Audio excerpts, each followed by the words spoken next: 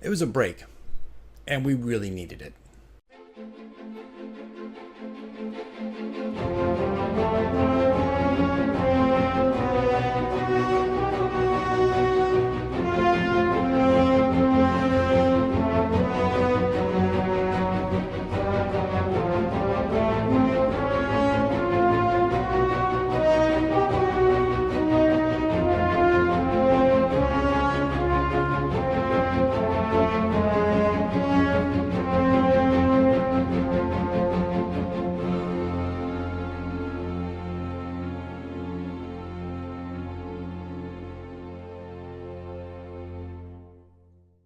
Hey everybody, this is DM Mike, and today is campaign diary number 6 of Horde of the Dragon Queen. This wraps up chapter 2 for us in the book, and I think if you're running chapter 2 so far, moving from chapter 1 to chapter 2, each chapter is taken about 3 sessions to do. So, and we play for about 3 hours, sometimes 3.5. Kind of depends on everybody's mood and how tired everybody is. But we play about 3 hours. So far, each chapter has taken me about 3 sessions to get through, so that's about 9 hours. So you'll probably get 9 to 12 hours out of each chapter so far, if you're planning on playing. But anyway, so chapter 2, the wrap up. When we finished off last time, the characters were kind of all over the place. There were a lot of different things going on. I'm not going to recap that. You can go back and watch it. But they did get out of that situation, and the session was pretty mellow. It was very, very mellow, and I think it needed to be. I think we needed to have kind of a breather, have some of the pressure released from the game. So when we started out Friday night, and I'm a couple days behind. Usually I do this on the weekends, but now it's Wednesday. But when we started the game, I actually did another cutscene, and this will be coming out. I think I've already put this first, the cutscene first, and I talk a little bit about this, but I'm only going to recap very briefly here. That cutscene was done. That radio drama was done to help lighten the mood. It was done to kind of depressurize the situation. And you can go back and listen to it. It's if you want to, radio drama number. I'm so terrible at this. Radio 6? I don't know. I think it's 6. It's, right after this video, practically. Those radio dramas are actually supplemental pieces. They're part of the campaign diary. They're just the things that we listen to and how they're affecting our story. But regardless, we started out with that radio drama. It was about 6.5 minutes. I've gone double what I typically do, and I don't tend to keep doing that. But it started off, and I think it started off on the right foot. It kind of got us calm and a little... took the pressure out of the room. So we started in the camp. Everybody is still captured. I started the session with the radio drama, and then went right into a kind of a background piece. Storm, our tank, I'll put him up here, wrote a quick background back in February of this year or something like it. I've had it for a while, where he walked into a tavern, and he's a bounty hunter, and he was after somebody, and there was a fight that happened in this inn. It was one of his bounties, and he eventually turned it in, right? So it was just background stuff. But as DMs, we want to kind of bring some of that stuff to life. So in the previous session, he was captured and poisoned. This is what I did in my campaign. Like, all the people that were caught were also poisoned. So I put them at a level of exhaustion of 2 or 3, depending on how much they poisoned them, to keep them at the post, which could have gone good or bad. I mean, depending. It could have been a wreck, but it didn't turn out that way. But they're all poisoned. So he was telling me after that game that he wanted to bring some more character development to his character. And sometimes, listen to this, I don't think character development is solely up to the DM. I think this is kind of, I don't know, maybe this is a bad perspective to have. I think it's a 50-50 kind of thing. Now, I'm still thinking about this, still percolating. But yes, I have my part to do as the DM to bring some story elements in, but I think the player does as well. So I was actually excited that he did that he picked up the reins and said, hey, I'm going to apply what happened in my last session, because it was such a wreck, and I died in it.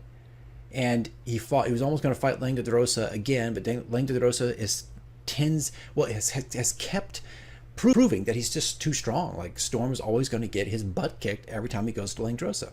So I took it upon myself to just do a quick map, and we did an opening scenario with Storm, and we kind of flashed back to that backstory. We brought it to life, and as he was fighting these characters, it was like 1 half-orc and 2 thieves that were his buddies, and they were fighting in an inn. As they were fighting, I had the characters slowly transform, growing scales, and slowly transformed all of them into Dragonborn fighters. And each one of them looked, exactly like Langdorosa, and they were kind of repeating this idea of you're too weak, you're not strong enough. He's always going to defeat you. And then, of course, he woke up from that, which dream pieces are always hard to do because everybody at the table knows what it is. So if you died, it's no big deal. But he did die in the dream, the flashback. But it was all in service to character development. And it didn't come from me. It came from my player. So that's what's great about that. It's not always up to the DM. So we brought that to life. And of course, when he woke up, he was on the pole. He's stuck out there with everybody else who's been captured. And so they were in a tough spot. Well, here comes Pax and Althea. Althea transformed into a rat and kind of just stood on Pax's shoulders. They snuck their way back in. And at that point, too, Leoslin, who has the dagger, is starting to cut everybody out because now the camp is quieted down. They feel like a couple hours later that they have gotten all the infiltrators. So now everybody's kind of calm down. The resilience and the energy is kind of drained out of the camp a little bit. A little more lackadaisical at this point. So Leoslin cutting everybody out of their ropes. But of course, all three of those characters have been poisoned. So they were at level 2 exhaustion, and I think Storm was level 3. And as they worked their way out of the camp, we kept doing kind of ability checks. And of course, they're at disadvantage of just when the poison would start to wear off. And eventually it did, I think, 2 out of 3, by the time they got out of the camp, that the effects had worn off. And I attributed it to just finally they're moving around, their circulation is going, the metabolism's kicking up, there's adrenaline. So they kind of worked it out of their system. But I don't know, I think it was Thimbraeus, our thief, Thimbraeus. The poison just had a stronger effect on Tiefling. That's how we chalked it up. But anyway, so Pax and Althea come back into the camp. They actually tried to sneak in a little bit, but they were called out. One of the cultists saw her kind of not really sneaking through bushes, but was walking around in the dark, and they put a stop to that really quick.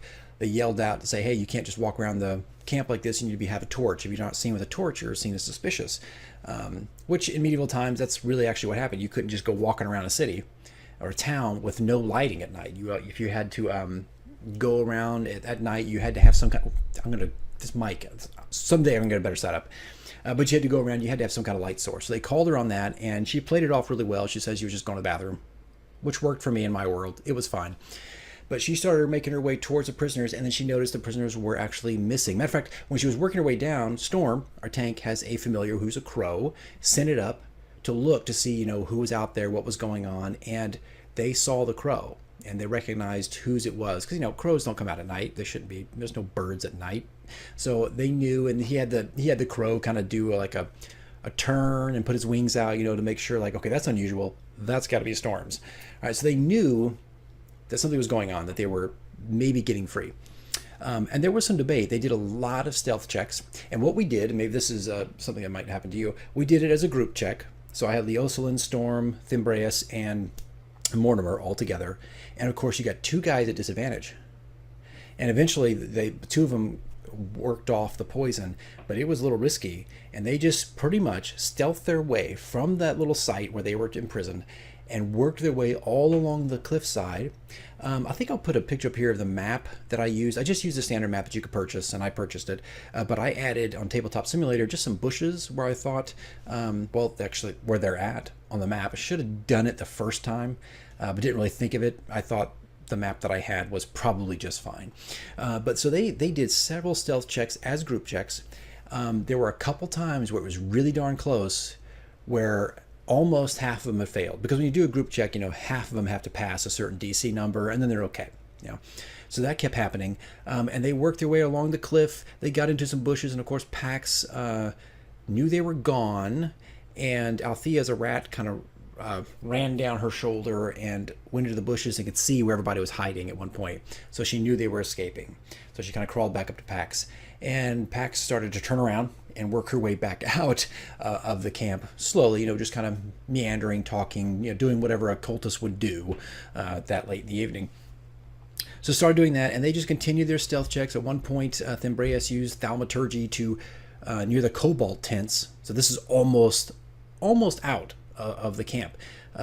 There were just a lot more kobolds on alert. They were outside cooking and the campfires were still going. They were just, I don't know, they were awake far more than the cultists were. And so he had thaumaturgy, and he made one of the fires that kind of, their campfires kind of whoosh up suddenly. One of the kobolds was cooking a communal pot, which was like some kind of soup and chicken and different things like that. And distracted him that way. And that kind of gave him an advantage on the roll to kind of sneak past that. And eventually what happened is, I mean, long story short, they snuck their way completely out the last stretch of the camp. And at that point, Althea and Pax also got out. So that's a synopsis, right? But it took like an hour to do all that. It took an hour to finally kind of get out of the camp. And there were some pretty good moments in there. There was a couple tense moments where stealth was just seemed to be like it was going to fail. And then what are they going to do, you know? But they managed to get out and nobody spotted them. Of course, they spotted them soon after they left. But yeah, they all got out and they got into the grasslands, and then they kind of transitioned back to Greenest. And in that transition, I did this on my last campaign diary, or last time we played, but I did another choose your own adventure, which I'll put a picture up here. It was just on the road, and it was just a scenario that came up for all of them to kind of cooperate on to pick the best answer or whatever answer they really wanted. And of course, again, there were positive, negatives, or no effects that would happen. And all of them were down by a considerable amount of hit points. And here's the thing. I'll probably put this in my chapter tips. Maybe I can say this here. When they were captured, I had them stripped, right? So half the characters did not have any weapons or armor whatsoever and were poisoned and level 2 exhaustion. So it was rough to get out, but I took all that stuff away. So we went to go do the on-road, the Choose Your Own Adventure called On the Road. They were up against some wild dogs, and they had to actually choose one answer that they hoped to bypass these wild packs and get back to Greenest. And they chose a good one. They kind of used their own rations to bait the dogs, and they lost all their food, but they managed to get back to Greenest. Well, there was one option in there that was a straight up attack option. Had they done that, what would have happened was, yes, they would have attacked, but then they would have been surrounded. They would not have seen a second pack that was out there and would have ambushed them. And so they would have taken a lot of damage. We wouldn't role play that out. I would just say something to the effect of, roll a DC 20 and I can't remember now what I'd put on there, some numbers. And if you fall within this range, you take off 5 or 10 hit points because you just got attacked by like 15 dogs. This is not something easy to get out of. Well, had that happened, I think half the characters would have dropped to 0 hit points. So that would have been bad. That would have been unusual, but they were fine, right? Well, they make it back to Greenest, and now we're kind of on the cusp of chapter 3, and this is where things I think just kind of got mellow. This is where things slowed down, and they needed to slow down. We needed to have a moment of respite again, and just kind of take stock of where we were. So to wrap that up pretty quickly, I had, if you go back and watch the radio drama, I introduced the GIF. I'll put a picture up just in case. And in my mind, the Greenest needed help. And it was connected to the prologue adventure. And there was some Archbishop Keegan, who was in charge of Kingston, sent these reinforcements to Greenest, because that's where my character started in Kingston, and they went to Greenest. Long story. You got to watch the other campaign diaries. But while they were there, Greenest was being protected by the GIF, and they were escorted into the keep.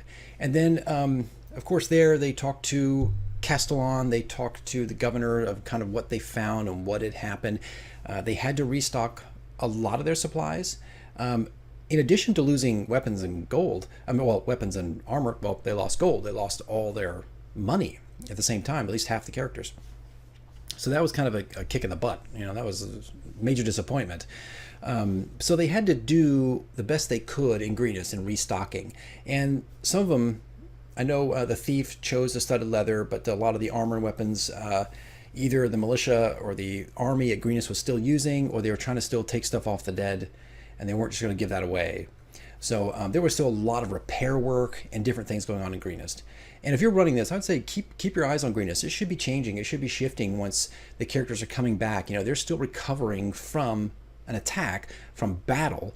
Matter of fact, when they got back to Greenest, first of all, the GIF were there. They hired guns, literally, to watch over the place. But they also started taking Mason, masons, engineers, and started using whatever they could, the damaged from the damaged homes and whatnot, and started to build a makeshift wall around Greenest to at least give them a buffer if this army came back to attack. So that's what's going on in their head. They're like, okay, we need a militia, we need to get this together, we need to start putting up defenses while we heal and recover. So that was going on. And after a little bit of quiet time, sounds like they're toddlers, like they're napping, quiet time, the governor also gave them, I hate to say this, but like awards for what they did. They got some jewels from the keep, which helped restock some of the money they lost. They still didn't have any armor or weapons, but restocked a little bit. And also they got like a medal that's rarely given out in a place like Greenest, but it was medals crafted by the halfling who founded Greenest. And also I decided, and I'll put this in my chapter tips as well, but I mean, Greenest is doing whatever it can, right? It really can't reward these people for risking their lives as much as they did. So they gave them some pretty valuable jewels from the keep itself. They gave them the award, kind of like a medal. They also gave them like these letters. I don't know what they're called. They're in the Dungeon Master's Guide, and they're called the letters of like recommendation or something.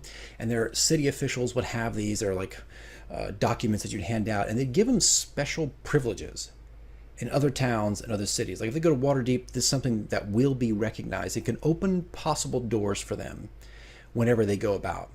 And that's in the Dungeon Master's Guide. And I'd recommend looking at that. I've never seen that before. I've never seen it in play. Never even heard of it. And I thought, hey, that's kind of cool. You know, I can throw gold. Look, you can throw gold at your characters all day long, but it's far more interesting, I think, I could be wrong, to find just like these little unique things. And there's tons of them in the Dungeon Master's Guide, just things that are just I've never seen before, never read. I think I just kind of skimmed through it. So we gave them some of that. And also Governor Nighthill, and we may take this long term, gave them each an acre of land in Greenest.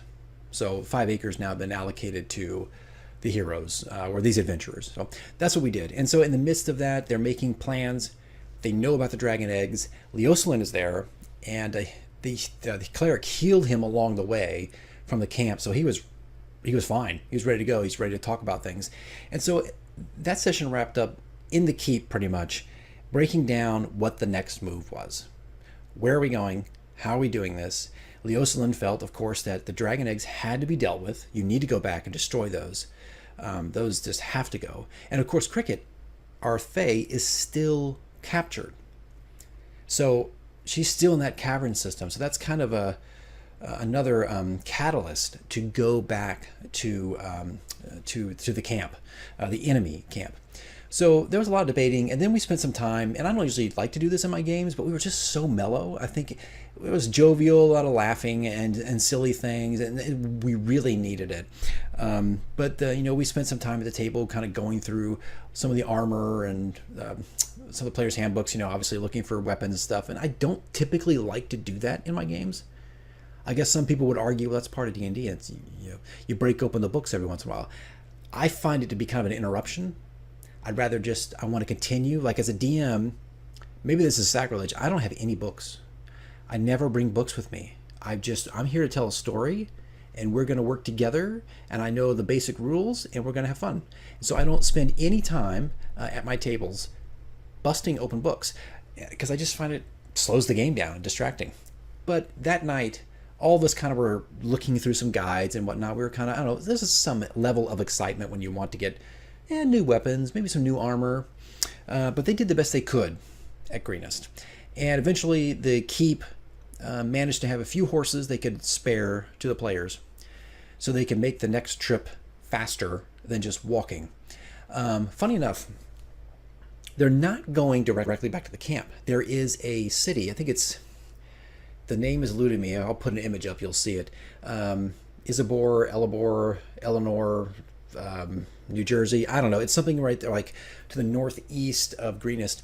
They wanted to go there to find better armor and weapons. So I was fine with that. I have no clue what's in that city.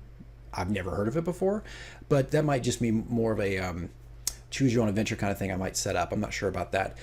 But they want to go there first, stock up a little bit better, and then go down to the camp. And of course, they take too long. There are repercussions for that. Basically, I think in the keep we made that clear. Castellan, especially Leocelin, were like, you can't we can't go all over the place. You can't go all these different towns and cities and try to get back to the camp. Those eggs could be moved. There could be something going on. We need to get to them ASAP. So whatever they do, the next campaign, the next session, they got to do it fast, pretty much. So really, that's it. That's all I got. It was a pretty smooth game, and the first hour and a half of it, that first chunk, was just getting out of the camp, and it went surprisingly well. Considering that everybody was at disadvantage the entire time. So that's it, guys. I think, and I'm trying to think if there's anything else that stood out, and it was just the definition of a mellow game. And again, I'm glad for it. I'm happy that we could have a game that was relaxed and sit back and put our legs up in a way, because the next few chapters are going to be pretty intense. So, and now I'm not doing experience points. I'm just doing kind of what's the one where you just level up? The name is escaping me. I'll put the text up when I think of it. But they're now level 4, so they'll be level 4 going into level 3. I'm sorry, chapter 3, not level 3. That doesn't make any sense. But no, they'll be now level 4. And I didn't allow them to level up until they got back to Greenest and they had to rest. So they were not going to level up in the middle of the camp, beaten and poisoned. That just wasn't going to happen. So they had to get back to Greenest and rest to kind of, level up. Which I think I might do from now on. You need to get into a safe place and rest before you can level up. Something to that effect. I think that's a good thing. But anyway, guys, that's it. I'm going to cut it off here. I don't want to drag it out any further. The next thing to come up will be, I did the radio drama first, now the campaign diary. So most likely will be my chapter 2 tips, how to handle certain things, or just ideas, really, just ideas of things you can do. Okay? All right, guys, that's it. I guess I'll see you in the next video.